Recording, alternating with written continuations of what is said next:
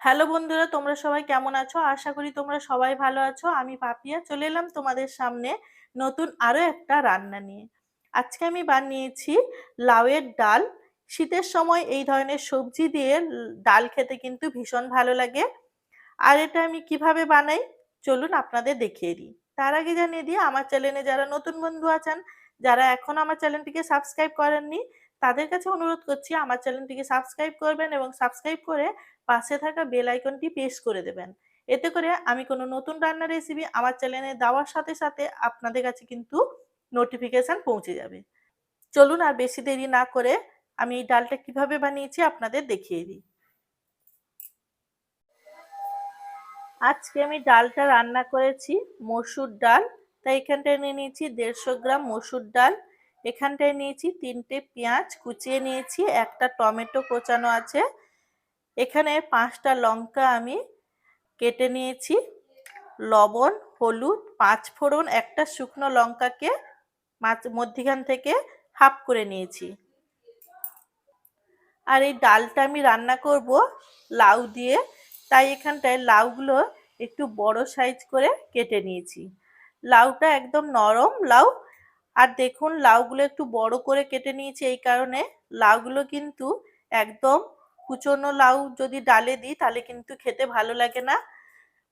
চলুন এখন আমি প্রথম যেটা করব, ডালটা ভালো করে ধুয়ে হাফ সেদ্ধ করে নেব, তারপর ফিরে আসছি। এখন কড়াইটা আবার বসিয়ে দিয়েছি, কড়াইয়ের মধ্যে দিয়ে দিচ্ছি কিছুটা পরিমাণ জল। এখন ওর মধ্যে দিয়ে দিচ্ছি লাউ। লাউটা দেওয়ার পর এখন দিয়ে দেব লবণ আর দিয়ে দিচ্ছি অল্প একটু হলুদ।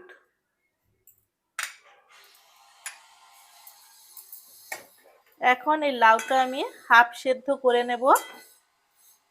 দেখুন লাউগুলো সেদ্ধ হয়ে গেছে, হাফ সেদ্ধই করেছি, আপনাদের দেখিয়ে দিচ্ছি। লাউগুলো কিন্তু আমি এখানটা হাফ সেদ্ধ করেছি। এখন এটা নামিয়ে নেব।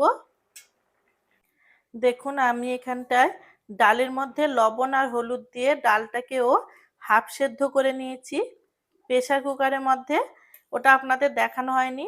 আর এখানটায় লাউগুলো হাফ সেদ্ধ করে নিয়েছি। এখন গ্যাসের মধ্যে বসিয়ে দিয়েছি একটা কড়াই। কড়াইটা গরম হয়ে গেছে, দিয়ে দিচ্ছি তেল। আমি এখানটায় কিন্তু রাইস অয়েল ব্যবহার করছি, আপনারা যে কোনো তেলই ব্যবহার করতে পারেন।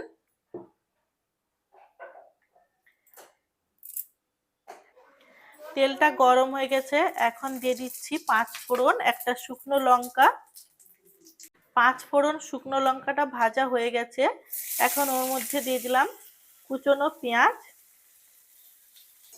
কুচনো পেঁয়াজটা দেওয়ার পর পেঁয়াজটা কিন্তু আমি এখানটায় লাল লাল করে ভেজে নেব। এখানটায় পেঁয়াজটা কিন্তু লাল করেই ভাজতে হবে,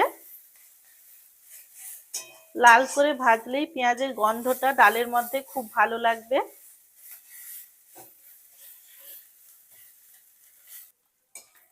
পেঁয়াজটা ভাজা হয়ে গেছে, এখন আমি এর মধ্যে দিয়ে দিচ্ছি কেটে রাখা টমেটো।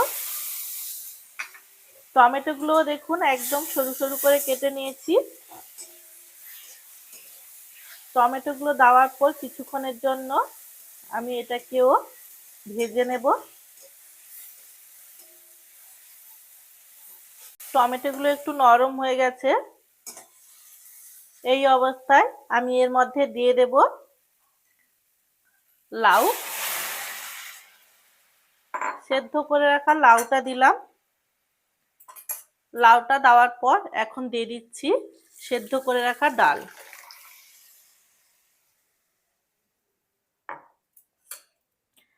এখন সমস্ত কিছু ভালোভাবে মিশিয়ে দেব।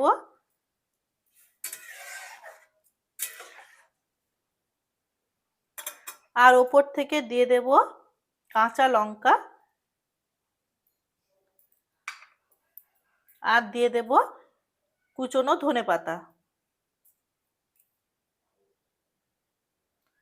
দিয়ে দিচ্ছি কাঁচা লঙ্কা আর ধনেপাতা। এটা দেওয়ার পর ভালো করে কিন্তু ডালটাকে এখন আমি ফুটিয়ে নেব। এইভাবে লাউ ডাল রান্না করলে কিন্তু দারুণ লাগে খেতে। দেখুন ডালটা ভালো করে ফুটে গেছে, আর লাউটা দেখুন কিভাবে সেদ্ধ হয়েছে। একদম নরম করে দিইনি, কারণ একদম নরম হলে কিন্তু ভালো লাগবে না লাউগুলো ডালের সাথে। আর ডালটা দেখুন গোটা গোটা আছে। আর এখানটায় যে লাউ ডালটা করেছি, একটু ডালটা গোটা গোটা থাকলেই ভালো লাগবে। আমি যেভাবে করলাম ওইভাবে করবেন, দেখবেন দারুণ লাগবে খেতে। এই শীতের সময় যে কোনো সবজি দিয়ে ডাল রান্না করে খেতে কিন্তু ভালোই লাগে। আর আজকের এই রান্নাটা যদি আপনাদের ভালো লেগে থাকে, অবশ্যই লাইক করবেন, শেয়ার করবেন এবং সাবস্ক্রাইব করবেন। দেখা হচ্ছে অন্য কোনো রান্নার সাথে।